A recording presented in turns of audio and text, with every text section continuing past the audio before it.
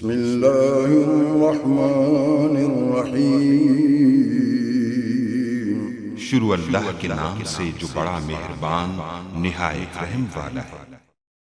तो ये TP link 2.4 gigahertz 93635F6। तो इस पर आप लोगों ने क्लिक करना है, जिसको कनेक्ट करने की कोशिश करेंगे तो यहाँ एक पासवर्ड जो है सिक्योरिटी की लगेगी रीसेट करने के बाद भी। तो ये बेसिकली आप लोग जो पिन मैंने आपको जो दिखाया था कि वो एक पिन लिखा पिन, तो वो पिन वाले जो डिजिट्स हैं वो आप लोगों ने यहाँ पर एंटर करने होंगे। तो मैं यहाँ पर एंटर कर देता हूँ।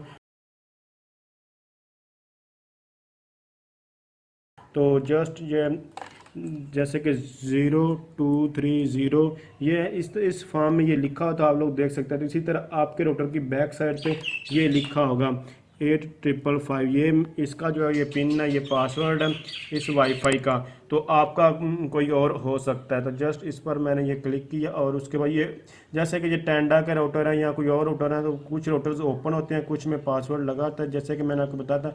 कुछ का आईपी एड्रेस कुछ और होता है। तो ये करने के बाद ये हमारे पास सक्सेसफुली ये कनेक्ट हो, देख सकते हैं ये टीपी लिंक हमारे पास कनेक्ट हो चुका है।